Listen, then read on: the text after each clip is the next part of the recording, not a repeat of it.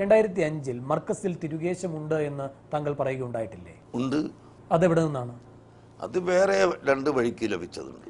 അന്നൊന്നും ഉണ്ടാവാത്ത തരത്തിൽ വിശ്വാസികൾക്ക് അതിന്റെ ദർശന പുണ്യം ഉൾപ്പെടെയുള്ളത് കിട്ടട്ടെ എന്ന നിലയിൽ വാണിജ്യാടിസ്ഥാനത്തിൽ ഒരു മസ്ജിദ് നിർമ്മിക്കുന്നതിന്റെ ആശയം വരാതിരുന്നത്?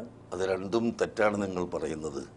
അതിൻ്റെ മുമ്പ് ജനങ്ങൾക്ക് ഇല്ല എന്ന് പറയുന്നത് ശരിയല്ല. മുമ്പും ഞങ്ങൾ അത് ഇവിടെ പ്രദർശിപ്പിച്ചിട്ടുണ്ട്, ആളുകളെ കാണിച്ചിട്ടുണ്ട്, ആളുകൾ വെള്ളം കുടിച്ചിട്ടും ഉണ്ട്. അതെവിടെ നിന്ന് വന്നതാണ്? അത് വന്നത് മദീനയിൽ നിന്ന് വന്നത്. മദീനയിൽ നിന്നാണല്ലോ എല്ലാം വരുന്നത്.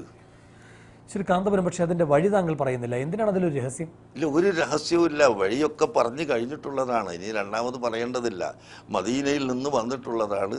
അതിൽ രണ്ട് പരമ്പരയുണ്ട്. അത് ഒന്ന് ബർക്കാത്തി സാദാത്തുക്കളുടെ പരമ്പരയാണ്, ഒന്ന് ബോംബെയിലുള്ള മറ്റൊരാളിൽ നിന്നിട്ട് ലഭിച്ചതാണ്. അന്നൊന്നും ഇതൊരു വലിയ ആരാധനാ കേന്ദ്രമാക്കുക, അവിടെ പ്രദർശിപ്പിക്കാൻ ആശയം വരാതിരുന്നു. ആരാധന കേന്ദ്രമാക്കുന്ന പ്രശ്നം ഇനി ഇപ്പോഴും ഇല്ല.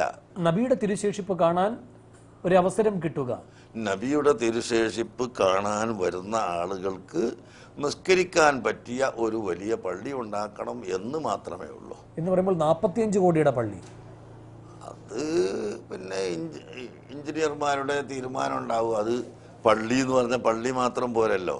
പള്ളിക്ക് പാർക്കിംഗ് വേണം, പള്ളിക്ക് മറ്റ് സൗകര്യങ്ങൾ വേണം, അവിടെ ഖുർആൻ പഠനം. ശ്രീ കാന്തപുരത്തിന്റെ ട്രാക്ക് റെക്കോർഡ് നോക്കുമ്പോഴാണ് ഈ പറയുന്ന ഉദ്ദേശം എവിടേക്കാണ് പോകുന്നത് എന്ന് സംബന്ധിച്ച വിമർശനങ്ങൾ ഉയരുന്നത്. മാവൂർ റോഡിൽ ജുമുഅയ്ക്ക് എന്ന് പറഞ്ഞുകൊണ്ടൊരു മസ്ജിദ് താങ്കൾ തുടങ്ങുന്നു. അതെത്ര വിപുലാകാരിയായി! ഇപ്പോൾ അതുകൊണ്ട് തിരുകേശം സൂക്ഷിക്കുന്നതിന് വേണ്ടി 1200ഓളം AC റൂമുകളൊക്കെ ഉള്ള പലതരം സംവിധാനങ്ങളെല്ലാം സ്വരുക്കൂട്ടുന്ന ഒരു വലിയ ഷോപ്പിംഗ് മാളാണ് താങ്കൾ ഉദ്ദേശിക്കുന്നത് എന്നാണ് ആക്ഷേപം. അതൊക്കെ നിങ്ങളുടെ മനസ്സിലുള്ളതായിരിക്കും, ഞങ്ങളെ മനസ്സിൽ അതൊന്നുമില്ല. ഞങ്ങൾ അങ്ങനെ ഉദ്ദേശിച്ചിട്ടും ഇല്ല. 1200 AC റൂം ഉണ്ടാകുമോ അവിടെ? ഒരു AC ഉണ്ടാവും തീരുമാനിച്ചിട്ടില്ല. ഒരു AC റൂം പോലും ഉണ്ടാകില്ല. ഉണ്ടാവുമെന്ന് തീരുമാനിച്ചിട്ടില്ല. അതൊക്കെ പള്ളി ഉണ്ടാക്കുമ്പോഴല്ലേ AC വേണോ വേണ്ടേന്ന് തീരുമാനിക്കരുത്. കേരളത്തിൽ ഇതിന് AC. എത്ര കൂപ്പൺ അടിച്ചു, എത്ര പണം സമാഹരിച്ചു, എത്ര ലക്ഷ്യം വെക്കുന്നു, ഇതിന്റെ കണക്കുകൾ വെളിപ്പെടുത്തുമോ?